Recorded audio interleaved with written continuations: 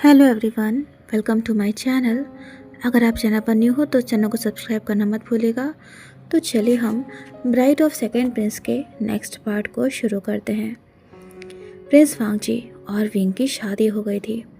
Wedding night पर Prince लान वांगजी ने wing को अपनी मदर का दिया हुआ कंगन पहनाया था, पर जब उन्होंने विंग के वेल को ऊपर उठाया तो वो चौंक गए।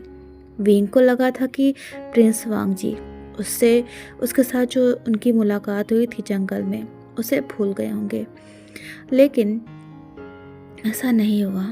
प्रिंस वांगजी विंग से ये बात क्लियर करते हैं कि उन्होंने सिर्फ अपनी फैमिली के खुशी के लिए विंग से शादी करी है और विंग इस शादी में उनसे ज़्यादा उम्मीद ना करे। और अच्छी बात है कि विंग को तलवारबाजी आती है, इससे विंग खुद को प्रोटेक्ट कर सकेगा। विंग अच्छे से जानता था कि अगर उसे अपना काम पूरा करना है तो इसके लिए उसे प्रिंस वांगजी के करीब आना ही होगा किसी भी हाल में। लेकिन विंग को ये भी पता था कि उसे बहुत ध्यान रखना था, क्योंकि प्रिंस वांगजी बहुत शार्प माइंडेड थे। उन्हें बेवकूफ़ बनाना आसान नहीं था। वेडिंग नाइट थी, लेकिन वेडिंग नाइट जैसा कुछ भी नहीं लग रहा था। प्रिंस वांगजी अलग थे और विंग अलग था। विंग के साथ बेड पर ना लेट करके प्रिंस वांगजी ज़मीन पर मैट्रेस के ऊपर जाकर लेट गए। विंग को यकीन नहीं हो रहा था कि उसके प्लान पर इस तरीके से पानी फिर जाएगा।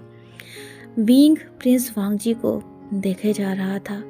प्रिंस वांगजी आंख बंद करके लेटे हुए थे और उन्होंने जिंगशी में जो लैंप जल रहे थे उन्हें स्लो कर दिया था।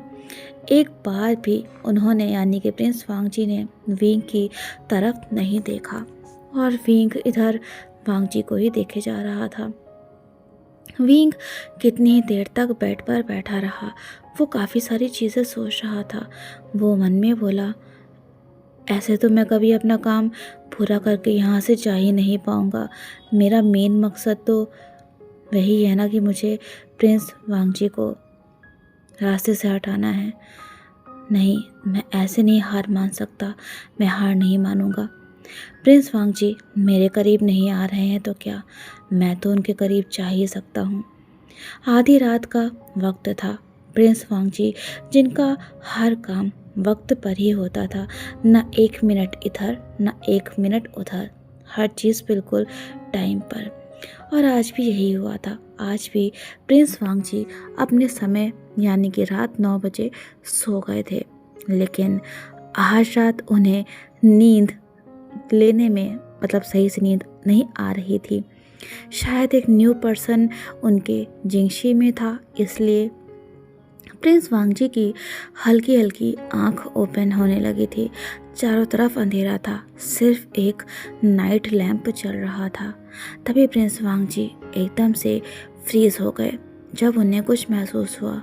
उन्हें महसूस हुआ कि उनके साइड में ही मैट्रेस पर कोई लेटा हुआ है। वांगजी अपनी सोर्ड को हमेशा अपने पास ही रखता था, क्योंकि उसे ये लगता था कि पता नहीं कब असैसिन उस पर अटैक कर देंगे।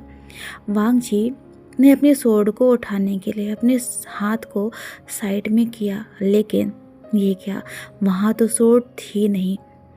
ये देखकर प्रिंस वांगजी को याद आता है कि आज उनकी वेडिंग नाइट थी, तो ये शिवू ने वांगजी के सोर्ड को शिचन के पास ही रखवा दिया था, ये कहकर कि ब्राइड यानी कि वे वुशियन सोर्ड को देख करके क्या सोचेगा। और वो डर भी तो सकता है ना कि वांगजी वेडिंग नाइट पर सोर्ड क्यों लेकर के आया है अपनी। ये शिवू वांगजी से कहती है कि क्या कोई हस्बैंड अपनी न्यू ब्राइड के सामने ऐसे जाता है, अपनी तलवार को लेकर के जाता है। हस्बैंड को तो अपनी वाइफ के सामने, अपनी ब्राइड के सामने फ्लावर्स लेके जाने चाहिए, उसके लिए गिफ्ट लेकर जाना चाहिए। वांगजी ने एक गहरी सांस ली। रूम में ऑलमोस्ट अंधेरा ही था, बस हल्की हल्की रोशनी थी, लेकिन उसमें बगल में लेटे हुए पर्सन को देख पाना नामुमकिन था, इम्पॉसिबल जैसा ही था। प्रिंस वांगजी बोले, ये वे वुशियन तो नहीं होगा, क्योंकि वे वुशियन तो बेड पर लेटा था। तो ये फिर कौन है? दरअसल जिंगशी की सिक्योरिटी बहुत सख्त रहती थी, लेकिन आज प्रिंस वांगजी की वेडिंग नाइट थी तो सारे सोल्जर्स को वहाँ से वांगजी ने खुद से हटा दिया था। वांगजी धीरे से उठने लगा। साइड वाला पर्सन बिल्कुल स्टिल था, मतलब कि कोई मूवमेंट नहीं था। अचानक से वांगजी ने उसके दोनों हाथों को फोर्सफुली ज़मीन पर प्रेस कर दिया और कहा, कौन हो तुम? उनके नीचे जो पर्सन था वो अभी भी रिस्पॉन्स नहीं कर रहा था। ये देखकर प्रिंस वांगजी ने कहा, मैं फिर से पूछ रहा हूँ, कौन हो तुम? अगर तुमने मुझे जवाब नहीं दिया तो तुम्हें अपनी जान से हाथ धोना पड़ेगा। तभी वांगजी को उस पर्सन के कराहने की आवाज़ सुनाई दी। वो बोला, हस्बैंड। हस्बैंड ये वर्ड सुनते ही प्रिंस वांगजी शॉक्ड हो गए। वो बोले, वे वुशियन तुम हो यहाँ पर?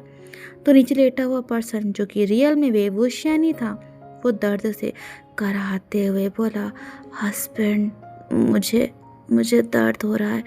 आपने मेरे हाथ को इतना कसकर पकड़ा हुआ है। प्रिंस वांगजी ने तभी विंग के हाथ को छोड़ दिया और उठकर जल्दी से उस नाइट लैंप को लेकर गया है। जब उस नाइट लैंप की रोशनी से थोड़ा अंधेरा कम हुआ तो प्रिंस वांगजी क्लियरली देख पाए कि नीचे वे वुशियन ही था, मतलब कि उनके बगल में कोई अननोन पर्सन नहीं, वे वुशियन था। प्रिंस वांगजी बोले, वे वुशियन तुम यहाँ क्या कर रहे हो? तुम्हें तो मैंने बेड पर लेटने के लिए कहा था ना।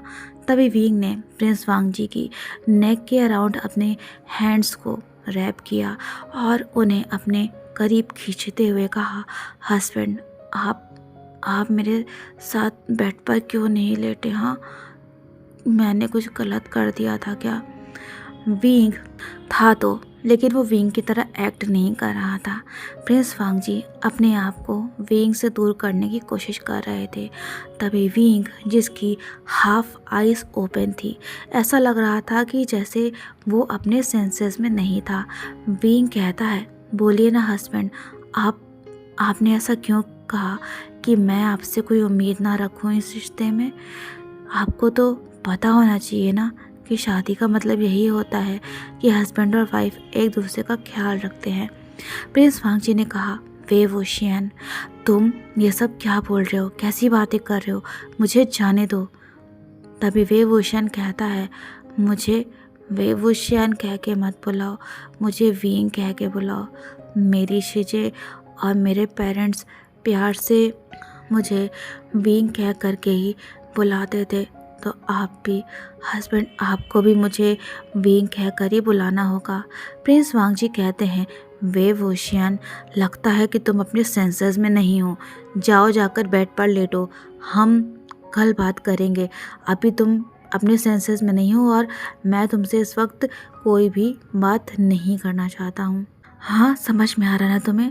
तभी प्रिंस वांगजी के लिए एक शॉकिंग चीज़ हुई जो उन्होंने बिल्कुल भी नहीं सोची थी। विंग ने ऊपर उठकर प्रिंस वांगजी के लिप्स पर किस कर लिया। ये देखकर प्रिंस वांगजी शॉक्ड हो गए थे। उनकी बॉडी जैसे थी उसी जगह पर बिल्कुल फ्रीज सी हो गई थी।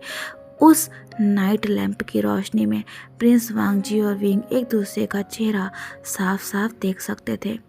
विंग ने तभी स्माइल किया और कहा, हस्बैंड, आज हमारे लिए कितनी खूबसूरत रात है। हर ब्राइड को इस रात का इंतज़ार होता है और आपने मुझसे कहा कि मैं बेड पर सो जाता हूँ और आप ज़मीन पर सोगे। भला ऐसे भी कोई हस्बैंड अपनी न्यूली वेडेड वाइफ को ट्रीट करता है? बोलिए ना।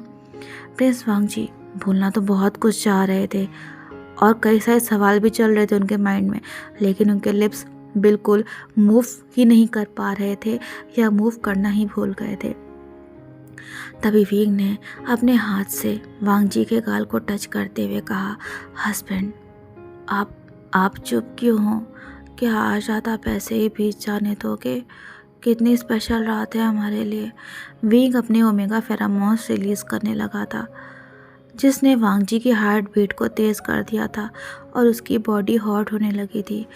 वांगजी यानी कि प्रिंस वांगजी कहते हैं, वे वुशियन। तभी विंग कहता है, हस्बैंड, मैंने कहा ना, मुझे विंग कहकर बुलाइए। मुझे वे वुशियन अच्छा नहीं लग रहा है। अब मैं आपका लाइफ पार्टनर हूँ। मैं आपसे जो कहूँगा आपको वो करना पड़ेगा। हम हमेशा साथ रहने वाले हैं। प्लीज़ एक बार मुझे विंग कहकर बुलाइए ना। वांग जी कहता है, विंग, ठीक है ना, अब मैंने बुला दिया है ना तुम्हें ये नाम बोल करके, तो अब तुम मेरी बात सुनो, जाओ जाकर बेड पर ले जाओ। लेकिन ये क्या, अपना नाम सुनते ही तो विंग के फेस पर जो स्माइल थी और ज़्यादा ब्राइट हो गई। वो बोला, हस्बैंड प्लीज़ मुझे अपनी बाहों में थामिए ना, आप मुझसे इतना दूर क्यों हो। प्रिंस वांग जी विंग के बिहेवियर से शॉक्ड हो गए थे। वो कहते हैं, विंग तुम्हें पता भी है कि तुम इस वक्त कैसी कैसी हरकतें कर रहे हो, मुझसे क्या बोल रहे हो। विंग हंसा और फिर एक बार उसने ऊपर उठकर प्रिंस वांग जी के लिप्स पर किस करना शुरू कर दिया। तभी प्रिंस वांग जी ने विंग को अपने से दूर पुश किया और कहा, विंग ये तुम क्या कर रहे हो। तभी विंग कहता है, हस्बैंड क्या आप मुझे हेट करते हो। अगर आपको मुझसे दूर ही रहना था तो आपने मुझसे शादी क्यों करी। आपको नहीं पता कि मैंने बचपन से कितना कुछ फेस किया है। मेरे पेरेंट्स को मेरे सामने ही मार दिया गया।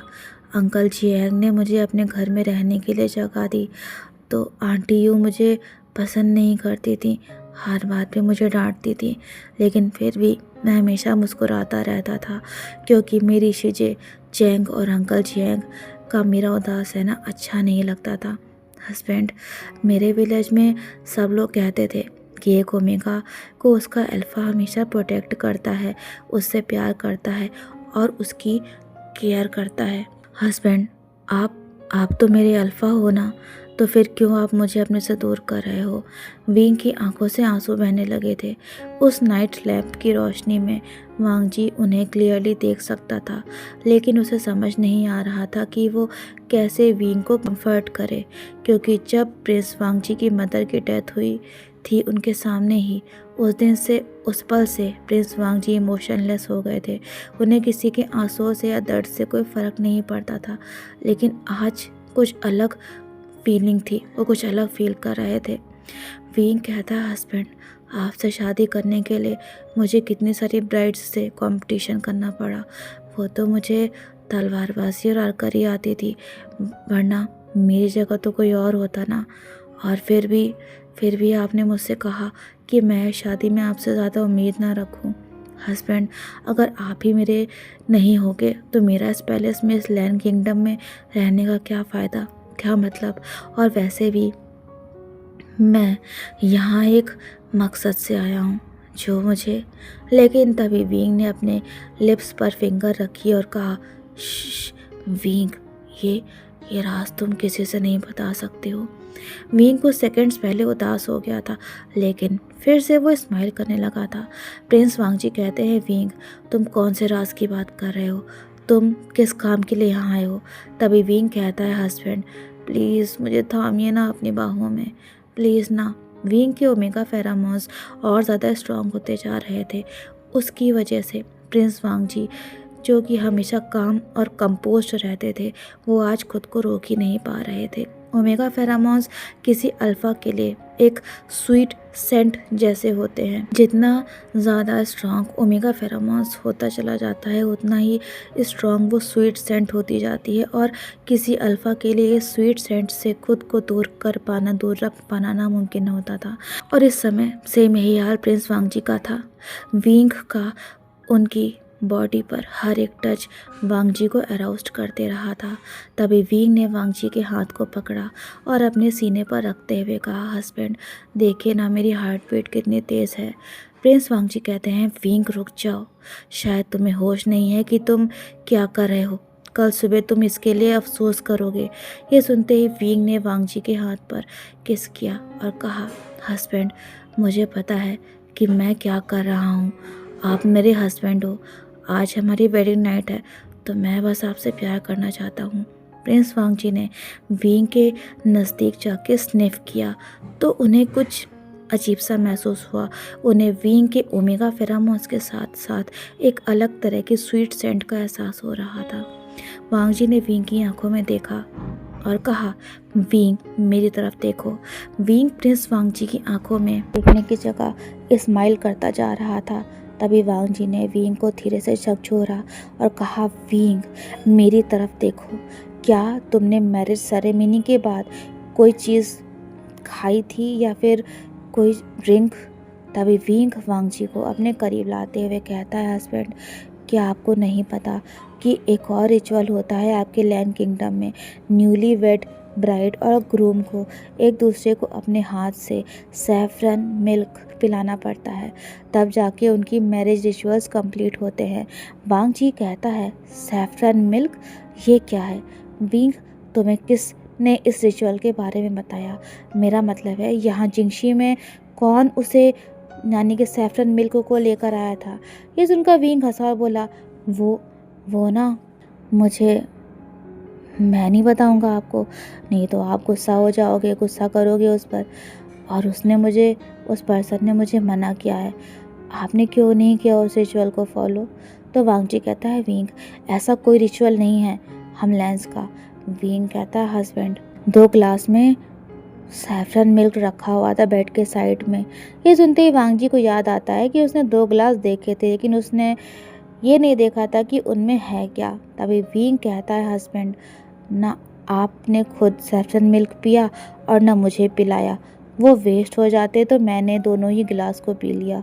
वांग जी अब समझ गया था कि जो स्वीट ड्रिंक यानी कि सैफरन मिल्क विंग ने पिया था, उसकी वजह से ही विंग की ये हालत हो गई थी। प्रिंस वांग जी कहते हैं, विंग मैं तुम्हें बेड तक लेकर चल रहा हूँ। तो विंग ने जिद करते हुए कहा, नहीं, हम यहीं लेटे रहेंगे। हस्बैंड आप ना सारी रात बातें ही करने में लगा दोगे लगता है, प्लीज़ मेरे पास आइए ना। वांग जी कहता है, विंग तुम अभी अपने सेंसेस में नहीं हो। इस बार विंग को थोड़ा सा गुस्सा आ गया। वो वांग जी की तरफ देख रहा था। तभी उसने एकदम से वांग जी को अपनी ओर खींचा और उसकी नेक पर किस करने लगा। यह देखकर वांग जी शॉक्ड हो गया। वो विंग को अपने से दूर करना चाह रहा था पर कर नहीं पा रहा था। विंग के ओमेगा फेरामोन्स वांग जी को क्रेजी कर दे रहे थे। जब से वांग जी एक अल्फा बना था तब से लेकर आज तक कभी उसने इस तरह का कुछ भी एक्सपीरियंस नहीं किया था, क्योंकि प्रिंस वांग जी 15 साल की एज से अपने फादर को वॉर में ज्वाइन करने के लिए जाने लगे थे। प्रिंस ने अपनी पूरी लाइफ अपने किंगडम और फैमिली के नाम कर दी थी, लेकिन उन्होंने कभी किसी ओमेगा को अपने करीब नहीं आने दिया था। और आज अचानक से एक ओमेगा के फेरामोन्स के टच में प्रिंस वांग जी के लिए बहुत ओवरवेलमिंग था ये सब। प्रिंस वांग जी खुद को रोक नहीं पा रहे थे विंग के करीब जाने से। तभी वो एकदम से फ्लेंच हो गए, क्योंकि विंग ने उनके नेक पर बाइट कर लिया था। विंग ने कहा, मैंने अपने हस्बैंड को मार्क कर दिया, मैंने अपने अल्फा को मार्क कर दिया। प्रिंस वांग जी ने तभी विंग के दोनों हाथों को उसके सिर के ऊपर पिन अप करते हुए कहा, विंग प्लीज़ रुक जाओ, आगे कुछ मत करना, नहीं तो मैं ना जाने। तभी विंग ने वांग जी की तरफ मुस्कुरा कर देखा। विंग की स्माइल को देखकर प्रिंस वांग जी ना एक पल के लिए उसमें खो से गए थे। विंग बहुत खूबसूरत लग रहा था। विंग ने कहा, हस्बैंड क्या आप मुझे माफ नहीं करोगे? तो प्रिंस वांग जी कहते हैं, विंग तुम कल सुबह अफसोस करोगे। तो विंग कहता है, हस्बैंड प्लीज़ मुझे अपनी बाहों में भर लीजिए। वांग जी अब खुद को और रोक नहीं पाया था, क्योंकि विंग के ओमेगा फेरामोन्स ने उसके माइंड को पूरी तरह से अपने कंट्रोल में ले लिया था। वांग जी नीचे झुककर विंग के लिप्स पर किस करने लगा। वो विंग को पैशनेटली किस करता चला जा रहा था। तभी अचानक से उसका हाथ विंग की फिंगर से टकराता है और एकदम से वांग जी रुक गया। प्रिंस वांग जी का हाथ जब विंग के हाथ से टकराया तो उन्हें एहसास हुआ कि विंग के राइट हैंड की एक फिंगर मिसिंग थी। इसे वांग जी ने पहले नोटिस नहीं किया था, क्योंकि उसने अभी तक विंग को टच नहीं किया था। लेकिन अभी उनका पूरा ध्यान विंग की उस फिंगर पर जाता है। उन्हें यकीन नहीं हो रहा था कि ऐसा क्या हुआ होगा जो विंग की फिंगर नहीं थी। वो विंग से पूछना चाह रहे थे, लेकिन विंग अपने सेंसेस में ही नहीं था। वो विंग की आंखों में देखते हैं, कहते हैं, विंग मेरे सवाल का जवाब दो, तुम्हारे हाथ में क्या हुआ है और ये फिंगर कहाँ पर है? फिंगर का नाम सुनते ही विंग के चेहरे के एक्सप्रेशंस बिल्कुल कोल्ड हो गए। जैसे लगा, एक होता नहीं, किसी को देखकर डर सा लग जाता है, वैसे ही विंग को हुआ। विंग के चेहरे पर डर साफ साफ नज़र आ रहा था। प्रिंस वांगजी कहते हैं, विंग मुझे बताओ तुम्हारे हाथ में ये फिंगर कहाँ गई है। लेकिन विंग को समझ नहीं आ रहा था कि वो कैसे उन्हें इस बात का जवाब दे।